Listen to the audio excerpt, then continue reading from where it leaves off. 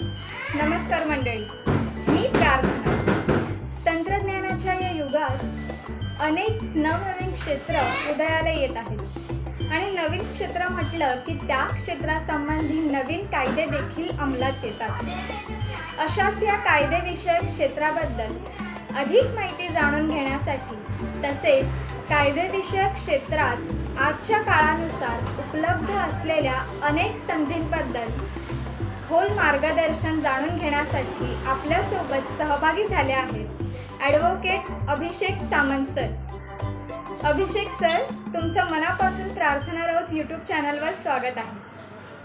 तंत्रज्ञान कितीही बदललं आणि कितीही यंत्र विकसित झाली तरी कायदा हे असं क्षेत्र आहे जिथे मानवी मेंदूला कोणतंच यंत्र प्रभावी पर्याय म्हणून उपलब्ध असू शकत नाही. अशाच या कायदे क्षेत्राबद्दल आपल्याला मार्गदर्शन करण्यासाठी आर्ट्स अचीवर्सच्या भागात सहभागी झाले आहेत ॲडव्होकेट अभिषेक सामंत सर. अभिषेक सामंत हे सिव्हिल आणि क्रिमिनल लॉ प्रॅक्टिशनर आहेत. गेली 10 वर्षे ते लॉ प्रॅक्टिस करत आहेत. चला तर मग मंडळी, जाणून घेऊया कायदे क्षेत्रातील करिअरच्या संधी आणि बरंच काही अभिषेक सरांकडून.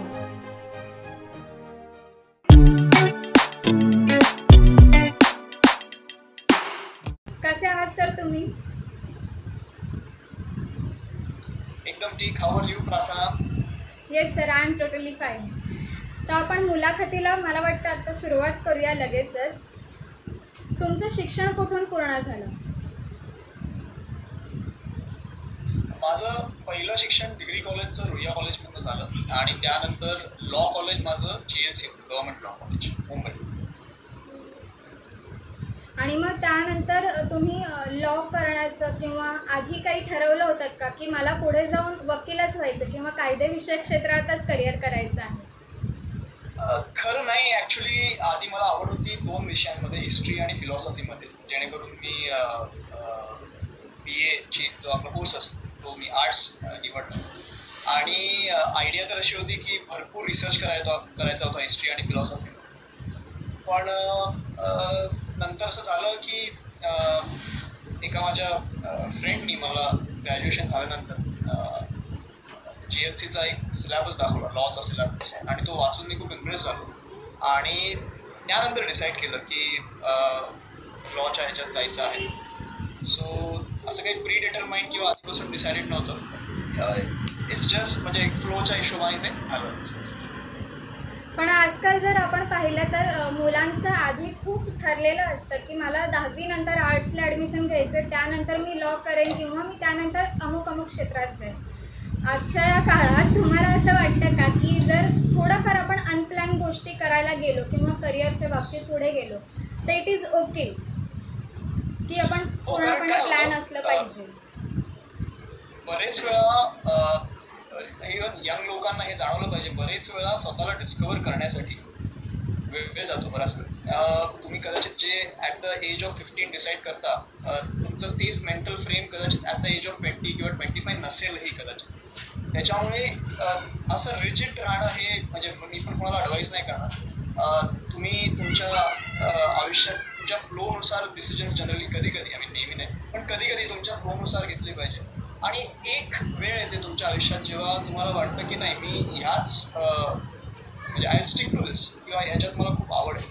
आणि एकदा तो डिसिजन तुम्ही जोपर्यंत घेत नाही तोपर्यंत तुमचा प्लॅन ऑफ ॲक्शन डिसाईड करू नका. ज्या दिवशी तुम्हाला वाटेल की हो ह्याच्यात मी माझं सगळं आणि सर्वस्व लावू शकतो, तेव्हाच तुम्ही तुमचा करिअर डिसिजन घ्या, असं माझं मत आहे. आणि असं मी सगळ्यांना सांगितलं जे मी पण केलं माझ्या आयुष्यात.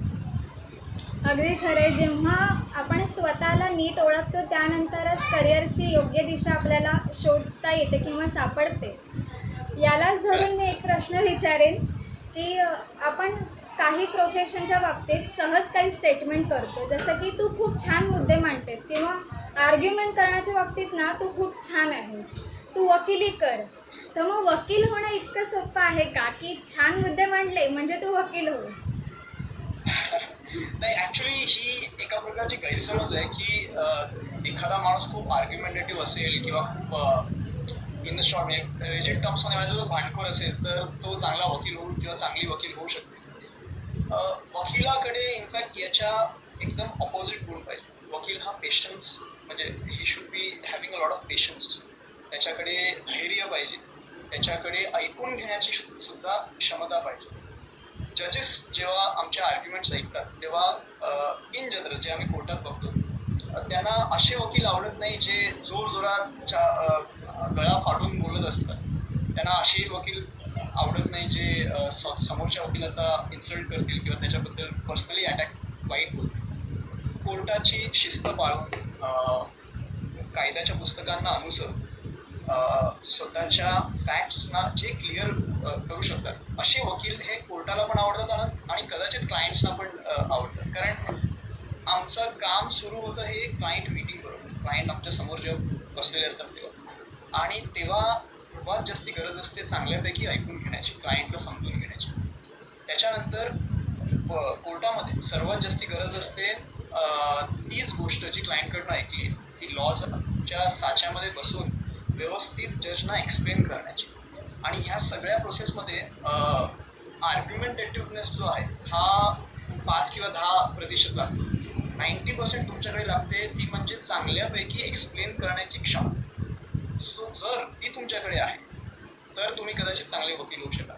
पण जर तुम्ही कजा भांडत असाल आणि तुम्ही प्रत्येक गोष्टीवरती कोणाला तरी टोकून मीच बरोबर आहे असं म्हणत असाल तर मला वाटत नाही तुम्ही एखादा माणूस खूप चांगला किंवा चांगली वकील होऊ शकतो.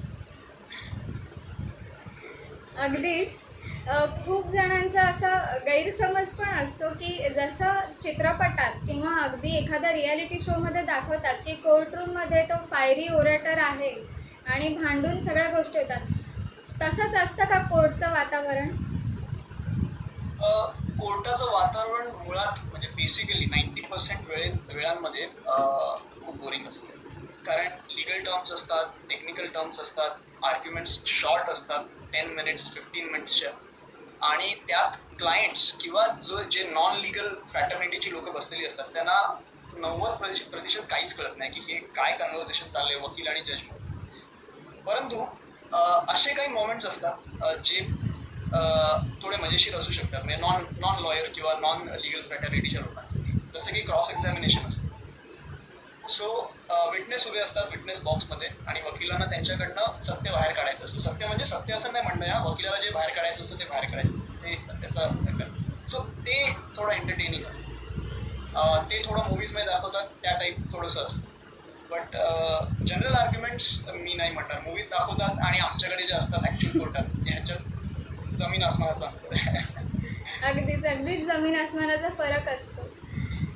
पण या क्षेत्रात जर कोणाला काम करायचं असेल तर बेसिक कौशल्य जी आपण म्हणतो असायलाच हवी, ती कौशल्य तुमच्या मते काय आहे? बेसिक क्वालिटीज बघायला गेल्या तर माझ्या मते सर्वात पहिला म्हणजे that person should be a very good reader. त्यांना तिला किंवा त्याला वाचनाची आवड असली पाहिजे. लॉ समजून घेण्याची जी कॅपॅसिटी असते ती वाचनामधूनच येते. कारण शेवटी सगळं हे पुस्तकी ज्ञान आहे स्टार्टिंगला, थिअरी ज्याला आपण. Second is that you should be a fearless person. कारण तुम्हाला गोष्टी म्हणजे तुम्हाला फाईट करायचं पुढे जाऊन. सो तुम्ही जर घाबरून असाल की मी असं करू का तसं करू, I think this is the wrong kind of profession. So you should be fearless. Third, you should be very articulated. म्हणजे तुमचा मुद्दा तुम्हाला समोरच्यापर्यंत व्यवस्थित पोहोचवता आला पाहिजे. ती एक कला येते एका प्रकारची किंवा एक टॅलेंट येते. सो ते असलं पाहिजे. चौथं म्हणजे you should be very good in your language, as in लेखी लँग्वेज, इन युअर ड्राफ्टिंग आणि तुमची बोली language. You should be very clear about it. And not just म्हणजे फक्त कुठलं तरी एक भाषा नाही, मराठी, हिंदी, इंग्लिश तिन्ही भाषांमध्ये तुम्ही तुमच्याकडे पकड पाहिजे भाषेची. आणि you should be I would say ह्या सगळ्या चार गोष्टी झाल्यानंतर you should be a very sensitive person. कारण क्लायंट्सना समजून घेणं हे एका वकिलाचं म्हणजे सर्वात पहिलं आणि सर्वात मोठं काम असतं. So if you are not sensitive enough, म्हणजे तुम्ही फक्त क्लायंट्सकडे असं बघितलं की अच्छा ठीक आहे ह्यांच्याकडनं आम्हाला काम येतं आहे, डॉक्युमेंट्स येत आहेत आणि I just do it in in a mechanical way. That is not the way to go forward. You should be very sensitive. You should understand their emotions. So sensitivity ही सुद्धा एक चांगलं म्हणजे हे गुण असलं पाहिजे वकिलामध्ये. सो हे 4-5 गुण तरी बेसिक असले पाहिजे असं मला वाटतं चांगलं वकील होण्यासाठी.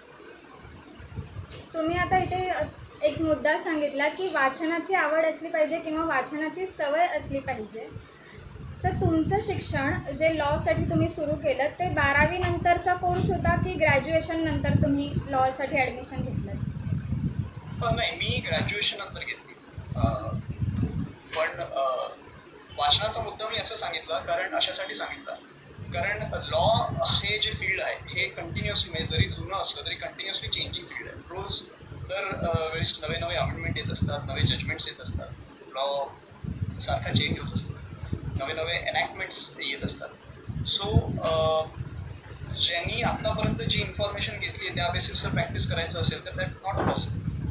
दर दिवशी नवं शिकायला मिळतं, दर दिवशी नव्या जजमेंट्स वाचायला मिळतं. सो यू शुड बी म्हणजे तेवढा इन्क्विजिटिव्हनेस जो असतो तो तुमच्यात असावा लागतो जर तुम्हाला लॉची पकड घ्यायची असेल. त्याच्यामुळे वाचनाची आवड असते. इथे आपला मुद्दा आला की सतत हे क्षेत्र आहे ते बदलत असतं म्हणून वाचन हे असणं आवश्यक आहे. मग जेव्हा नवनवीन क्षेत्र उदयाला येतात त्याचबरोबर आजच्या मुलांना करिअर करण्यासाठी वेगवेगळ्या संधी पण उपलब्ध होतात. जसं की आता आपल्याकडे कॉर्पोरेट लॉ आहे, एन्व्हायरमेंटल लॉ आहे. तर भारतात लॉ विषयामध्ये किंवा कायदेविषयक क्षेत्रात मुलांना करिअर करण्यासाठी कोणकोणत्या संधी उपलब्ध आहेत?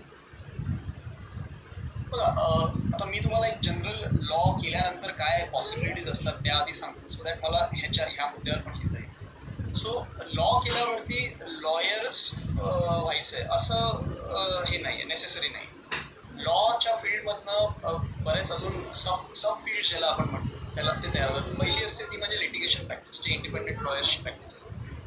दुसरं असते you can go for various types of jobs. Government job असतो, लिगल मॅनेजर्स असतात बँकेत, लिगल ॲडवायझर्स असतात वेगवेगळ्या कंपनीत, जे jobs it is proper paid salaried jobs. त्यानंतर ज्युडिशियरी तुमच्यासाठी ओपन होते त्याच्यामध्ये. म्हणजे एखाद्याला जजशिपसाठी पोस्टसाठी अप्लाय करायचं असेल तर लॉ कंपल्सरी, किंवा पब्लिक प्रॉसिक्युटर व्हायचं असेल म्हणजे स्टेटच्या तर्फे जे लॉयर्स असतात त्याला पब्लिक प्रॉसिक्युटर म्हणतात, त्या एक्झाम्सला बसायचं असेल तर हे आहे. आणि त्याच्यानंतर चौथं आहे ते म्हणजे लिगल ॲडवायझिंग आणि काउन्सिलिंग. म्हणजे लॉयर हा नेहमी कोर्टात आर्ग्यू करतो असं गरजेचं नाही. बरेच अशी लोक असतात ज्यांना फक्त लिगल ॲडवाईसची गरज असते किंवा लिगल काउन्सिलिंगची गरज असते. सो ते सुद्धा एक फील्ड आहे. आणि since I am in litigation मी त्या फील्डला जास्ती अवेअर आहे. मी I am more aware about that field. So त्याच्याबद्दल सांगायचं गेलं तर लिटिगेशनमध्ये सुद्धा वेगवेगळ्या प्रकारचे लॉयर्स आहेत. म्हणजे एक झालं criminal litigation, bail, anticipatory bail, criminal trials. एक झालं सिव्हिल लिटिगेशन. सिव्हिल लिटिगेशनमध्ये परत अजून सब टाईप्स आहेत. सिव्हिल लिटिगेशनमध्ये येतं कंपनी लॉ, ज्याला आपण in normal terms corporate law म्हणतो.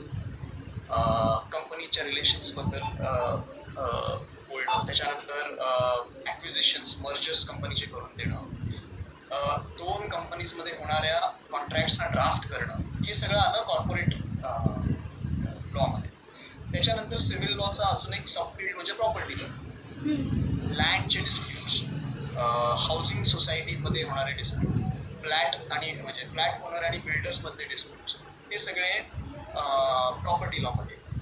त्याच्यानंतर सिव्हिल लॉचा अजून एक सबटाईप म्हणजे बँकिंग लॉ. सो बॉरोवर्स जे असतात, लोन घेणारे, आणि लेंडर्स जे असतात म्हणजे बँक, फॉर एक्झाम्पल बँक्स, यांच्यासाठी एक सेपरेट कोर्ट आहे, एक सेपरेट वेगवेगळे सेपरेट ॲक्ट्स आहेत, वेगळं प्रोसिजर आहे. सो तो एक फील्ड झाला. आता ह्याच्यात सगळीकडे प्रॅक्टिस करणारे पर्टिक्युलर लॉयर्स असतात. जसा हाडाचा डॉक्टर वेगळा असतो, ब्रेनचा डॉक्टर वेगळा असतो, सेम लॉयर्स पण असे असतात. आणि त्याच्यामुळे गरजेचं नाही की लॉयरला प्रत्येक लॉबद्दल माहिती असते. लॉयर्स हे जनरली आताच्या पिढीत स्पेशली म्हणजे आधीच्या 20 वर्षापूर्वी बघाल तर लॉयर्स हे जनरलाइज्ड होते. म्हणजे ते सगळे लॉयर्स होते, सगळीकडे प्रॅक्टिस करायचे. पण आता जी नवी ट्रेंड आली गेल्या 10-1 वर्षांपासून, 20-1 वर्षांपासून, lawyers are always specialized lawyers. So criminal lawyer generally सिव्हिलमध्ये प्रॅक्टिस नाही करत. फॅमिली लॉयर जनरली सिव्हिल किंवा क्रिमिनलमध्ये प्रॅक्टिस करत नाही. तो फक्त डिवॉर्सची केसेस असतात किंवा बघते. असं असं झालं. आणि मग त्याच्यात आता नवे सबटाईप्स आहेत. Civil law, criminal law, family law, हे तर सगळे जुने म्हणजे आधीच्या काळापासून. नवीन आलेल्या क्षेत्रांपैकी आता सायबर क्राईम आहे, इंटेलेक्च्युअल प्रॉपर्टी राईट्स आहेत, म्हणजे कंपनीचे डाटा प्रोटेक्शन, किंवा सिम्पल म्हणजे तुम्ही बुक पब्लिश केलं तर त्या बुक पब्लिश करण्यानंतरची जी अख्खी रॉयल्टीची प्रक्रिया असते, कशी मिळते कशी नाही मिळते, डेटा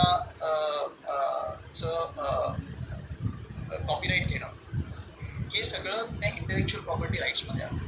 आणि because of the technological boom ह्या फील्डला आता भरपूर डिमांड झाली, त्याच्यामुळे ह्याच्यात लॉची प्रॅक्टिस भरपूर झाली. सिमिलरली सायबर क्राईमबद्दल ऑनलाईन क्राईम्स वाढलेत, फ्रॉड्स वाढलेत. सो आताची जी आपली मशिनरी आहे, पोलीस मशिनरी ही थोडी इन्सफिशियंट पडते त्याच्याशी डील करण्यासाठी. सो त्याच्यामुळे आता सेपरेट लॉज निर्माण झालेत त्याच्यासाठी, आणि त्याच्यात परत सेपरेट प्रॅक्टिस, लॉयरची प्रॅक्टिस निर्माण झाली. सो हे 2-3 जे आता फील्ड्स आहेत त्याच्यात हे नवे फील्ड्स आहेत असं म्हणता येईल. आता या सगळ्या लॉच्या नवीन फील्ड्सबद्दल तुम्ही माहिती दिली, पण कुठेतरी असं होतं की जेव्हा लग्नाच्या पंक्तीत हे ताट पूर्ण भरलेलं असतं, नवीन मुलांना कळत नाही की कोणत्या विषयाला मी स्पेशलायझेशनसाठी जाऊ आणि कोणता लॉ मी परस्यू करू स्पेशलायझेशनसाठी, तर त्यांना तुम्ही मार्गदर्शन काय द्याल? It depends upon the kind of person that you are. तुम्ही जर खूप चांगले ड्राफ्ट्समॅन, म्हणजे ड्राफ्टिंगमध्ये खूप चांगले आहात, रायटिंगमध्ये खूप चांगले आहात, तुम्ही थोडे इंट्रोवर्ट आहात, थोडे शाय आहात, थोडेसे बॅकग्राऊंडमध्ये काम करणाऱ्यांपैकी आहात, तर then I think property law, civil law हे तुमच्यासाठी एखाद्या माणसासाठी सुटेबल. तुम्ही खूप अग्रेसिव्ह आहात, तुम्ही कुठल्याही ऑड वेळेस काम करायला तयार आहात, तुम्ही सिस्टमशी फाईट करायला तयार आहात, तुम्ही खूपच ॲडव्हेंचरस आहात, तर तुम्हाला कदाचित criminal law would be more suitable to you, किंवा जास्ती तुम्हाला लायकिंग होईल त्याची. सो प्रत्येकाच्या क्वालिटीनुसार ते डिसाईड होईल. आणि जनरली काय होतं, हे actually to be very frank, जेव्हा आपण ह्याच्यात शिरतो, म्हणजे ऑनलाईन एखाद्या लिगल कोर्ससाठी, LLBच्या किंवा LLMच्या कोर्ससाठी शिरतो, तेव्हा कॉन्सेप्ट वेगळे असतात, आणि तो कोर्स कम्प्लीट होता कॉन्सेप्ट आपले कदाचित थोडेसे चेंज झालेले असतात, आणि स्पेशलायझेशन हे नेहमी लास्ट इयरला असतं. सो विद्यार्थ्यांना त्या पहिल्या 2 वर्षात साधारण कळून आलेलं असतं की मला कुठलं स्पेशलायझेशन करायचं आहे, आणि अजून बऱ्याच गोष्टी असतात. म्हणजे it is not just about the qualities that you have. आता उदाहरणार्थ एखादा क्रिमिनल लॉयर, म्हणजे एखाद्याला क्रिमिनल लॉयर व्हायचं असेल, पण त्याची अशी इच्छा असेल की मी पहिल्या 2 वर्षात माझी एकदम प्रॅक्टिस सेट होऊन मी एकदम मोठा वकील होईल, तर ते शक्य नाही.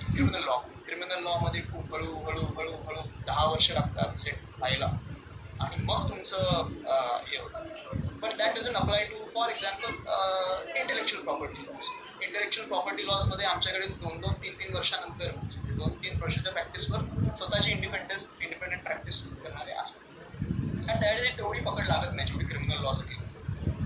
सो ह्या सगळ्या गोष्टींवरती पण डिपेंड करणार की तुम्ही पुढे जाऊन काय डिसिजन घ्यायचं. एखाद्याला लवकरच लग्न करायचं असेल, लवकर सेट व्हायचं असेल त्याच्या आयुष्यात, तर तो सिव्हिल प्रॅक्टिससाठी किंवा क्रिमिनल प्रॅक्टिससाठी पहिली 10 वर्ष आपल्या आयुष्याची कदाचित देऊ शकणार नाही, कारण खूप जास्ती स्ट्रगल आहे, खूप जास्ती फायनान्शियल बेनिफिट स्टार्टिंगच्या काही वर्ष नाही आहे. केस पिकल्याशिवाय केसेस येत नाही असं आहे. सो अशा विद्यार्थ्यांना they should go for fields which will require less time to settle. जसं मी म्हटलं, इंटेलेक्च्युअल प्रॉपर्टी राईट लॉ झाला, किंवा कॉर्पोरेट जॉब झाला, किंवा टीचिंग झालं फॉर एक्झाम्पल. सो कारण इकडे लगेच you have a good financial base तुम्हाला लगेच मिळतो. सो बऱ्याच गोष्टींवर डिपेंड करतो. कायदेविषयक क्षेत्र हे जरी एक वेगळं आपण क्षेत्र म्हणत असलो तरी कुठेतरी ह्युमॅनिटीशी त्याचा खूप जवळचा संबंध येतो. मग अशा वेळी काम करताना वकील म्हणून प्रतिष्ठा किती महत्त्वाची असते असं वाटतं तुम्हाला? हा प्रश्न आम्हाला आमच्या बरेच वेळा विचारला जातो. आमच्या फील्डसाठी, आमच्या profession we have an advocates act, accepted act, which is our code of conduct. त्या हिशोबाने आम्हाला आमचा कंडक्ट ठरवायचा. आणि कॉन्स्टिट्यूशन ऑफ इंडियामध्ये 2 आर्टिकल्स आहेत, आर्टिकल 20 आणि आर्टिकल 21, जे असं म्हणतं की प्रत्येक माणसाला इरिस्पेक्टिव्ह ऑफ तो गुन्हेगार आहे नाही आहे, irrespective of any other thing, he has a right to get defended. त्याचा डिफेन्स हा कोर्टासमोर आला पाहिजे, हा त्याचा मूलभूत हक्क आहे. आणि आम्ही ॲज लॉयर्स तो फक्त हक्क बजावण्याचं काम करतो. कारण बरेच वेळा असं एक समज झालेली असते की लॉयर म्हणजे न्याय करून देणार, पण तसं नाही आहे. जज हे न्याय करतात. आमचं काम आहे जजच्या समोर फॅक्ट्स व्यवस्थित रीतीमध्ये ठेवणं, प्लेस करणं. That is our duty. So to be very frank, आमचा कोड ऑफ कंडक्ट किंवा आमचा जो प्रोफेशनल एथिक्स आहे हे आम्हाला अलाव करत नाही आम्हाला हे विचारायला की तुम्ही गुन्हेगार आहात की नाही आहात. आमचं फक्त ड्युटी एवढीच आहे की तुम्ही जे तुमचं म्हणणं आहे ते आम्ही लॉच्या साच्यामध्ये नीट ठेवणार आणि ते जजच्या समोर, ऑनरेबल जजेसच्या समोर प्रेझेंट करणार. And they are going to decide whether you are the culprits, whether you are wrong or whether you are right.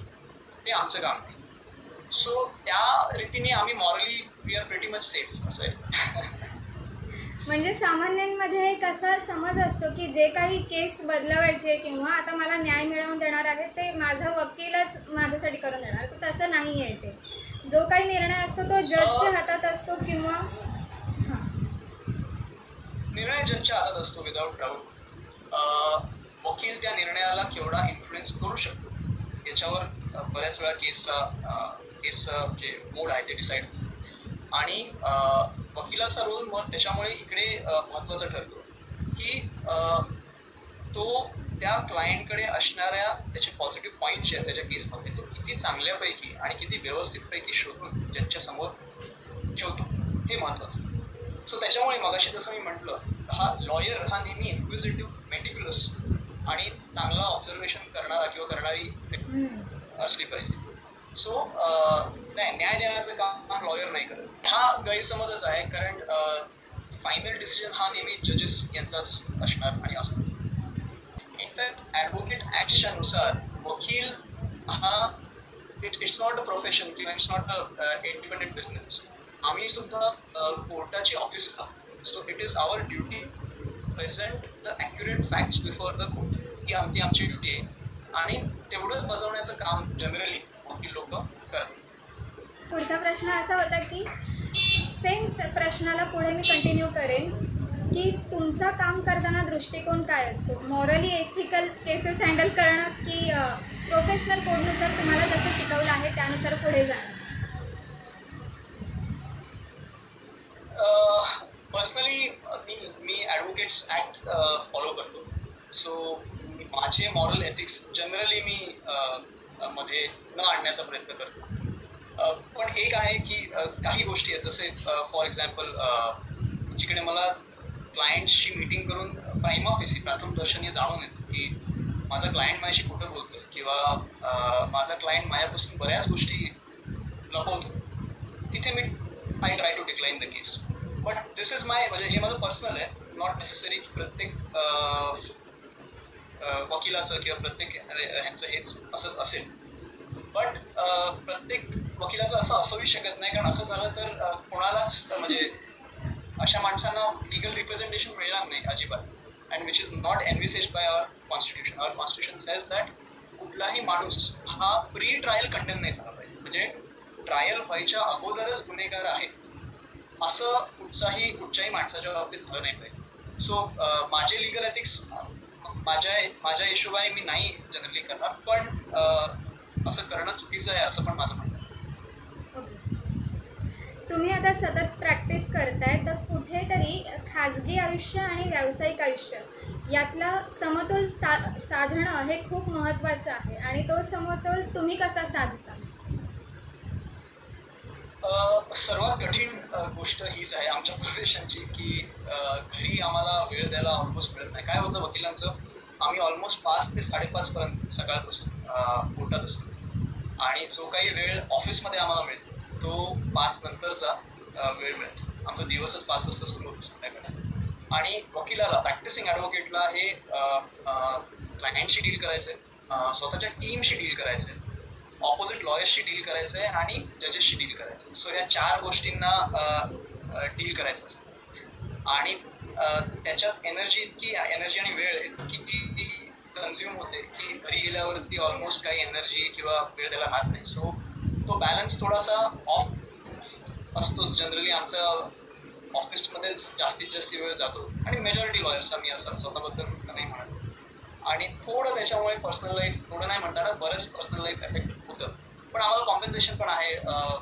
कधी कधी एखादा लूज डे असेल, समजा कोर्टात केस नसेल, तर मग आम्ही आठवड्यातला एक कुठला दिवस काढून फॅमिलीला थोडा वेळ द्यायचा किंवा घरातली कामं करायचा प्रयत्न करतो. पण फॅमिली नेहमी आमच्यावर नाराज असतेच, असं आहे, हे आहे, हे होतच.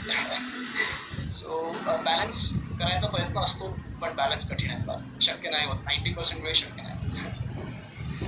हेच एक कारणही असतं. कित्येकदा मुलांच्या मनात अशी भीती असते की मी कायदेविषयक क्षेत्रात काम करतो, त्यामुळे माझ्या कुटुंबाला कुठेतरी एक धोका आपण म्हणू शकतो, कधी एखाद्या केसमधून निर्माण होऊ शकतो. मग ते पुढे त्या क्षेत्रात काम करण्याचं किंवा धाडस करण्याचं पाऊल आधीच थांबवतात. मग अशा विद्यार्थ्यांना तुम्ही सल्ला काय द्याल की कायदेविषयक क्षेत्रात काम करावं की नाही? बघा, रिस्क ही फक्त जनरली ज्या प्रकारचं आपण बोलणं करतोय त्या प्रकारची रिस्क ही फक्त जनरली क्रिमिनल लॉमध्ये येते, बाकी कुठल्या लॉमध्ये येते. आणि ती सुद्धा फार लिमिटेड असते, कारण जनरली वकिलाच्या फॅमिली बॅकग्राऊंडबद्दल जनरली लोकांना काही कल्पना असायचं कारण नसतं. दुसरं म्हणजे जे वकील हाय प्रोफाईल केसेस हँडल करत आहेत किंवा असे केसेस हँडल करत आहेत ज्याच्यात त्यांच्यावर हल्ला होण्याची शक्यता आहे, त्यांना पोलीस प्रोटेक्शन व्यवस्थित दिलं जातं. त्यांच्याबरोबर एक कॉन्स्टेबल नेहमी असतात, 2 कॉन्स्टेबल नेहमी असतात. आणि जसं मी आधी म्हटलं, ह्या प्रोफेशनमध्ये तुम्हाला खूप नाही तर थोडं ॲटलिस्ट फिअरलेस व्हायची गरज आहे. सो तुम्ही जर पहिल्यांदाच स्टार्टिंगलाच if you are kind of afraid person, तुम्ही घाबरून गोष्टींना हँडल करणारे असाल, तर it is better that at least you don't get it to criminal law. पण जे बाकीचे लॉज आहेत त्याच्यात तेवढं तुम्हाला रिस्क तुमच्या लाईफला किंवा तुमच्या फॅमिलीला येण्याची शक्यता दिली आहे. क्रिमिनल लॉमध्ये ॲज आय सेड तुम्हाला थोडा धाडस, थोडा ॲडव्हेंचरसपणा, थोडं रिस्क टेकिंग नेचर थोडंसं असावं. वकील व्हायचं असेल तर कोणत्या प्रकारचं शिक्षण घेतलं पाहिजे? कारण आपल्याकडे 2 प्रकारचे कोर्सेस अवेलेबल आहेत. 12वी नंतर 5 वर्षांचा एक कोर्स असतो आणि ग्रॅज्युएशन नंतर 3 वर्षाचा कोर्स आहे. तर तुमच्या मते कोणता कोर्स बेस्ट असेल? I would always suggest for the 5 years course. National law युनिव्हर्सिटीचे कोर्सेस असतात, NLUs म्हणतो आपण त्यांना. अशासाठी की एकतर तुम्हाला लॉची ट्रेनिंग एकदम कमी वयापासून तुमची ऑलमोस्ट सुरू होते. आणि हल्लीचे जे म्हणजे आता माझं 10-12 वर्षापूर्वीची जी गोष्ट आहे, आम्हाला जास्ती NLUsचं ऑप्शन भरपूर अवेलेबल नव्हते तेव्हा. आता NLUs भरपूर ठिकाणी चांगले NLUs आलेले आहेत आणि त्यांची ट्रेनिंग थोडी स्पेसिफिक असते compared to 3 years course. Specific अशी असते की त्यांच्याकडे वेगवेगळे एक्स्ट्रा करिक्युलर ॲक्टिव्हिटीज असतात, जसं मूट कोर्ट्स म्हणजे खोटे कोर्ट्स बसवले जातात आणि अगदी सुरुवातीपासून ते पुढच्या 4 वर्षांपर्यंत स्टुडंट्सना प्रॅक्टिसचा अनुभव आणि प्रॅक्टिसची ट्रेनिंग दिली जाते. प्रोफेसर्स पण जे असतात NLUsमध्ये कम्पॅरेटिव्हली 3 years कोर्सपेक्षा चांगले असतात, एक्सपोजर चांगलं असतं. So I would always suggest की जर तुम्ही कमिटेड आहात किंवा तुम्ही ठरवलेलं आहे की तुम्ही लिगल प्रोफेशनमध्ये शिरणार आहात, तर NLU is a better option.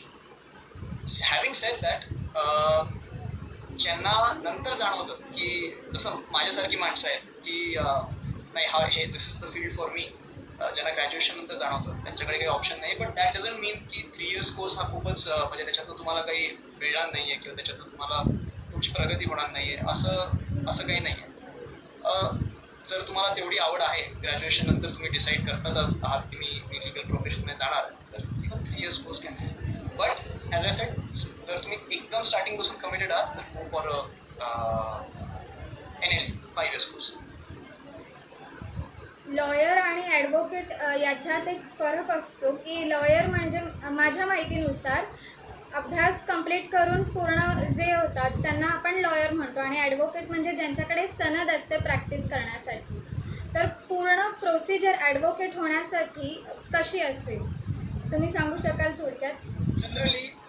Generally हा जो फरक तुम्ही म्हणताय हा LLB आणि ॲडव्होकेटमधला फरक आहे. LLB डिग्री मिळाली म्हणजे ॲडव्होकेट झाले असं नसतं. You rightly set. LLB हा कोर्स आहे 3 वर्षाचा किंवा 5 वर्षाचा.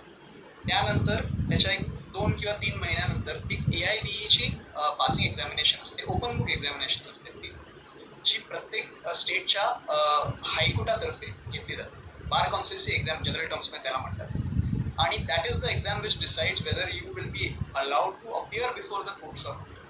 एक झाला तुमचा थिअरी पार्ट अभ्यासाचा, ज्याला आपण LLB कोर्स म्हणतो, आणि एक झाला तुम्हाला permission to appear before the court, कोर्टाला ॲड्रेस करणं, कोर्टासमोर आर्ग्युमेंट्स करणं. त्यासाठी AIBEची एक्झाम क्लिअर करणं हे मॅन्डेटरी असतं. आणि त्याच्या पुढे मॅन्डेटरी असं काही नसतं, पण इन जनरल म्हणजे जे लिगल करिअरमध्ये जनरली होतं ते म्हणजे असं की for the first 2 or 3 years तुम्ही कुठल्या तरी चांगल्या वकिलाकडे किंवा चांगल्या फॉर्ममध्ये you join as an associate, an intern or an associate. तुम्ही सगळं समजून घेता, कारण कॉलेजमध्ये तुम्हाला जनरली थिअरिटिकल नॉलेज मिळालेलं असतं. प्रॅक्टिकल नॉलेज तुम्हाला बाहेर पडून म्हणजे इकडे इंटर्नशिप करून किंवा असोसिएटशिप करून तुम्हाला मिळतं. पहिल्यांदी एखादा लॉयर जेव्हा रुजू होतो कामाला तेव्हा ज्युनियर असोसिएट म्हणून रुजू होतो, आणि 2 किंवा 3 वर्षाच्या जॉब नंतर म्हणजे काम केल्यानंतर सिनियर असोसिएटशिपची पोस्ट असते एखाद्या लिगल फॉर्ममध्ये किंवा एखाद्या ॲडव्होकेट ही मिळते. आणि त्याच्यानंतर पण एक 2-3 वर्ष एक्सपिरियन्स घेऊन then you are eligible to start your independent practice. So in general terms म्हटलं तर कोणी 3 वर्षांनी स्वतःचं इंडिपेंडंट प्रॅक्टिस स्टार्ट करतो, कोणी 5 वर्षांनी, कोणी 10 वर्षांनी. पण कुठेतरी आधी असोसिएटशिप करणं हे फार गरजेचं आहे. म्हणजे जर एखाद्याने LLBची परीक्षा क्लिअर केली आणि असोसिएशनमध्ये नावही दिलं पण लगेच प्रॅक्टिस करायला सुरुवात नाही केली, काही वर्षानंतर जर प्रॅक्टिसला सुरुवात करायची असेल तर तसं करू शकतात का? हो, हरकत नाही. पण ॲज आय सेड ते करण्यासाठी आधी तुम्हाला कुठल्या तरी वकिलाकडनं ट्रेनिंग घेणं हे फार गरजेचं आहे. कारण हे मॅन्डेटरी नाही पण गरजेचं आहे, कारण त्याशिवाय लॉ म्हणजे बघा, एक झालं थिओरिटिकल नॉलेज तुम्हाला तुमच्या अंडरस्टँडिंगसाठी, आणि एक झालं ते नॉलेज एक्सप्रेस करता येणं. हे कुठल्याच कॉलेजमध्ये शिकवलं नाही की ते नॉलेज हे ॲक्च्युअल कोर्टांमध्ये एक्सप्रेस कसं करायचं, तुमच्या ड्राफ्टिंगमध्ये अप्लाय कसं करायचं. आणि हे फक्त कुठल्या तरी लिगल फॉर्ममध्ये राहून किंवा कुठल्या तरी चांगल्या वकिलाकडे काम करून शिकायला मिळतं. सो जर एखाद्याचं असं ॲस्पिरेशन असेल की मी LLB होईल, मी AIBEची एंट्रन्स एक्झाम एलिजिबिलिटी एक्झाम देईन आणि मी अपियर व्हायला सुरुवात करेन, मी स्वतःची डायरेक्ट इंडिपेंडंट प्रॅक्टिस सुरुवात करेन, so that is next to impossible. आधी तुम्हाला ट्रेनिंग घेणं कुठल्या तरी वकिलाकडे आणि किंवा फॉर्ममध्ये ते फार गरजेचं आहे, आणि त्याच्यानंतर तुमची इंडिपेंडंट प्रॅक्टिस करू शकतो. आणि आता आपल्या या सिरीजचं नाव आहे आर्ट्स अचिव्हर्स, आणि तुमचंही शिक्षण कला शाखेतून झालं आहे. लॉ करण्यासाठी कुठेच असा नियम नसतो की तुमचं बॅकग्राऊंड हे आर्ट्सचंच असलं पाहिजे, पण तुम्ही कला शाखेतून शिक्षण घेतलं आहे तेव्हा तुमचा अनुभव काम करताना कला शाखेचं बॅकग्राऊंड असल्यामुळे काय विशेष तुम्हाला फरक जाणवतो? कला शाखा म्हणजे माझे जे मेन सब्जेक्ट्स होते ते हिस्ट्री आणि फिलॉसॉफी होते. हिस्ट्री तर I wouldn't say is very helpful, पण फिलॉसॉफी इज. जनरली मी जेवढं माझा ह्याच्यात ऑब्झर्व केलेलं आहे, आर्ट क्षेत्रातनं येणारे आणि सायन्स किंवा कॉमर्सच्या बॅकग्राऊंडमधून येणारे, लॉमध्ये प्रॅक्टिस करणारे, यांचा फरक असा असतो की आर्ट्समधनं जे आलेले आहेत ते थोडे कम्पॅरेटिव्हली जास्ती क्रिएटिव्ह असतात, आणि ही क्रिएटिव्हिटी जी आहे ही आमच्या म्हणजे लिगल प्रोफेशनमध्ये भरपूर उपयोगी पडते. कुठे उपयोगी पडते? ड्राफ्टिंगमध्ये उपयोगी पडते. कारण जनरली आर्ट्समध्ये तुमच्या ह्या स्किल्सकडे, कम्युनिकेशन स्किल्सकडे भरपूर लक्ष दिलं जातं. सो तिकडे भरपूर फरक पडतो. मी ऑब्झर्व केले, माझे पण जे कलिग्स आहेत जे आर्ट फील्डमधनं येऊन लॉयर्स आलेले, they are very good draughtsman. ते पेटिशन जेव्हा बनवतात, प्लेंट बनवतात, रिटन स्टेटमेंट बनवतात, प्लीडिंग्स बनवतात, तेव्हा ते अगदी वाचावेशा वाटतात, इतक्या सुंदर बनवलेल्या असतात. म्हणजे फ्लॉवरी लँग्वेज नसते, पण मेकॅनिकल लँग्वेज पण नसते, व्हेरी नाईसली चांगलं बनवतो.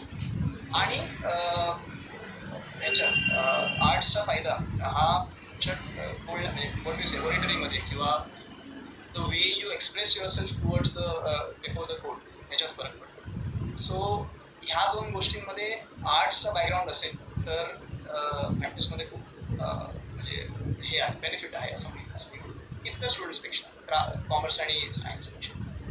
अगदीच, कारण आपल्याला आर्ट्समध्ये, मी स्वतः एक आर्ट्स स्टुडंट आहे. मला वाटतं कला शाखेतले म्हणजेच आर्ट्समधले आपले कोणतेही विषय घेतले तर त्यांचा जो अभ्यासक्रम असतो तो एका ठराविक पुस्तकापुरता मर्यादित नसतो. जितकं जास्त तुम्ही त्या विषयाबद्दल खोलात जाऊन वाचाल तितकी जास्त माहिती आणि समृद्धता तुम्हाला मिळत जाते.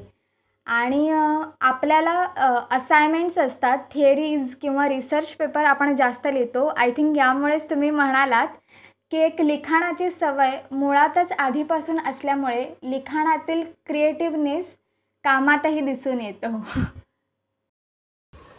दिसून येतो, पण टू बी व्हेरी फ्रँक त्याचा एक डिसएडव्हान्टेज थोडा होतो. कारण आता आपण फक्त ॲडव्हान्टेज बद्दल बोललो. एक डिसएडव्हान्टेज आहे आर्ट स्टुडंट्सचा, तो म्हणजे हा की जनरली मी म्हणेन, नॉट म्हणजे हे रूल असा नाही आहे, पण जनरली आर्टचे स्टुडंट जे असतात हे थोडे लेस डिसिप्लिन्ड आणि बिकॉज ऑफ द क्रिएटिव्हिटी थोडे असे लाईनीला धरून चालणारी लोक नसतात. मी पण नव्हतो तसा. हे शिकायला किंवा हे अंमलात आणायला 1-2 वर्ष तरी कमीत कमी जातात. पण एकदा ते झालं, if you are able to channelise, streamline and discipline your energies, your creative energies, की तुम्ही पुढे प्रॅक्टिसमध्ये चांगलं करू शकता. आपण मुलाखतीच्या शेवटच्या भागाकडे येतोय, तर मला असं विचारायचं होतं की कला शाखेतून मुलांनी आता शिक्षण घ्यावं का, आणि जर त्यांनी शिक्षण घेतलं तर करिअरच्या संधी उपलब्ध आहेत का? कला शाखेतनं तर शिक्षण म्हणजे तुम्ही मला पर्सनली विचाराल तर मला तर कला शाखा खूपच आवडते. म्हणजे मला परत ऑप्शन दिलं तरी मी कला शाखेतनंच ग्रॅज्युएशन करेन. सो आपले विषयच असे आहेत कला शाखेतले. बघा, काही असे विषय असतात जे मी आता पर्सनल लेवलवर बोलतोय, नॉट ॲज अ लॉयर, जे तुम्हाला करिअरमध्ये हेल्प करतात, जे तुम्हाला पुढे जाऊन फायनान्शियली स्टॅबिलाइज होण्यामध्ये हेल्प करतात. आणि काही असे विषय असतात जे तुम्हाला भरपूर आनंद देतात. सो कला शाखेमधले हे सगळे जे विषय आहेत आपले, हिस्ट्री म्हणा, फिलॉसॉफी म्हणा, जॉग्रफी, पॉलिटिक्स, इकॉनॉमिक्स, सायकोलॉजी, हे सगळे अत्यंत आनंद देणारे आपल्याला म्हणजे विषय आहेत. असे जे जातात कलेत ते त्यांना ह्याच्यातनं आनंद येणार असतो, म्हणूनच जनरली कले शाखेत जातात. सो जावं कले शाखेत. आणि ही फार मोठी गैरसमज आहे की कले शाखेत गेल्यानंतर पुढे तुम्हाला काही करिअर ऑप्शन जनरली राहत नाही, किंवा तुम्हाला फायनान्शियली स्टॅबिलाइज होता येणार नाही. ही गैरसमज आहे. कारण तुमचं माइंड कले शाखेत खूप चांगलं ट्रेन.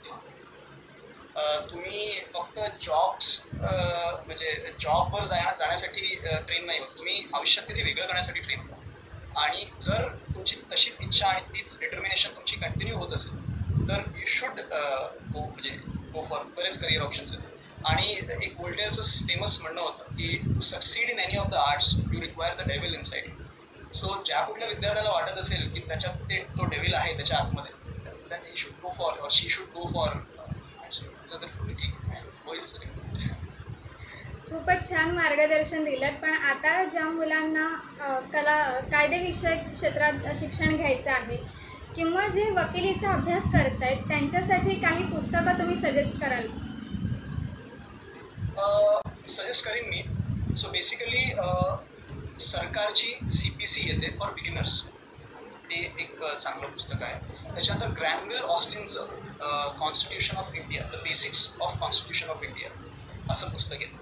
त्याच्यानंतर नानी पालखीवालाचं इंट्रोडक्शन टू लॉ म्हणून एक पुस्तक आहे. सो इनफॅक्ट अशी काही पुस्तकं आहेत जी मी आता ह्या स्टेजला सजेस्ट नाही करू शकणार, कारण त्यासाठी ट्रेनिंग घेऊनच वाचणं गरजेचं आहे.